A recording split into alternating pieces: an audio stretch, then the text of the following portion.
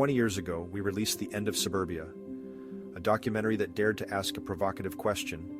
What happens when the foundation of suburban life, cheap and abundant oil, begins to crumble?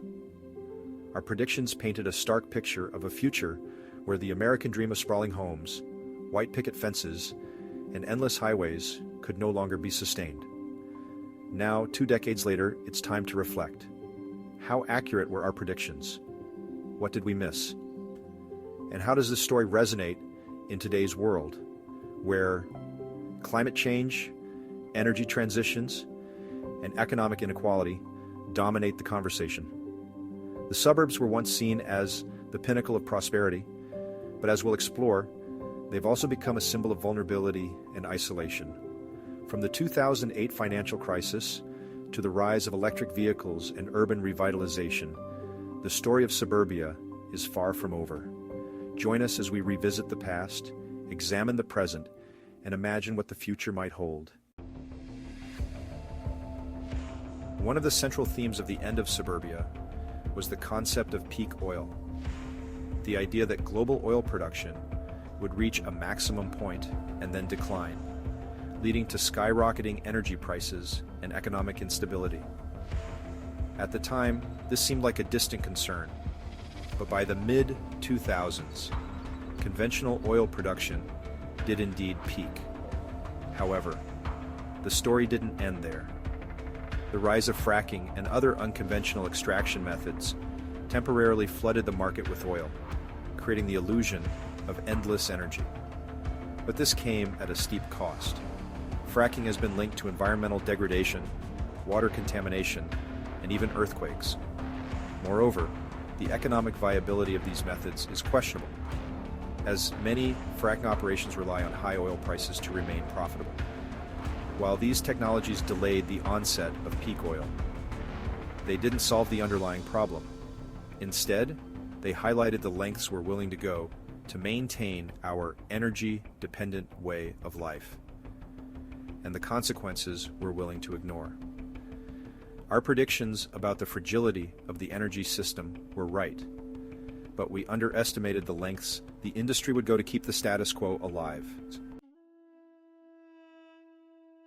So, what happened to suburbia in the years since we first released The End of Suburbia? The 2008 financial crisis offers a revealing lens. On the surface, the crisis was about subprime mortgages and reckless lending practices. But if we dig deeper, we will find an untold story, one tied directly to the price of gas. Between 2004 and 2008, oil prices tripled, driven by growing global demand and geopolitical tensions. For many suburban families, this meant a painful choice: fill up their gas-guzzling SUVs to commute to work or pay their mortgage. By 2008, many couldn't do both.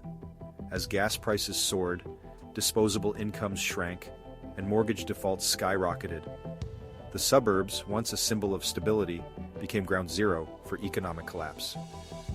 This wasn't a housing crisis, it was an energy crisis in disguise. The untold story is that the 2008 crash exposed the fragility of a lifestyle built on cheap oil and endless growth. Today, the world looks very different. Electric vehicles are becoming mainstream, offering a glimpse of a future beyond fossil fuels. Cities are densifying, with more people choosing urban living over suburban isolation. And the climate crisis has pushed renewable energy to the forefront of global policy. Yet despite these changes, many of the issues we warned about in The End of Suburbia remain unresolved. Car dependency is still a defining feature of suburban life, and the economics of sprawl continue to strain municipal budgets.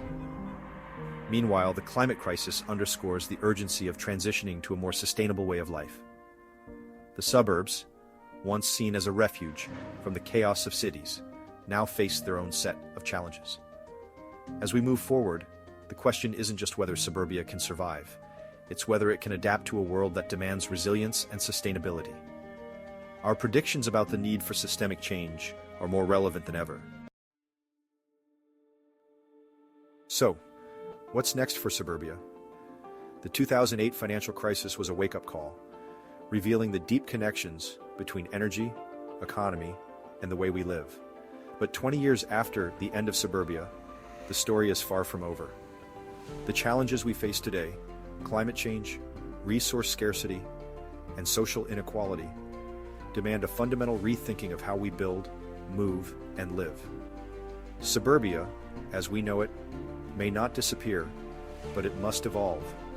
From walkable neighborhoods to renewable energy infrastructure, the solutions are within reach.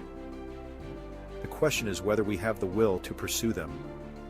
As we look to the next 20 years, one thing is clear. The choices we make today will shape the future of not just suburbia, but the planet as a whole. We'd love to hear your thoughts. How has suburban life changed for you over the years? Do you see a future for the suburbs in a world grappling with climate change and energy transitions? Share your perspective in the comments below. And don't forget to like, share, and subscribe for more in-depth explorations of the challenges and opportunities shaping our world. Thanks for watching, and we'll see you in the next video.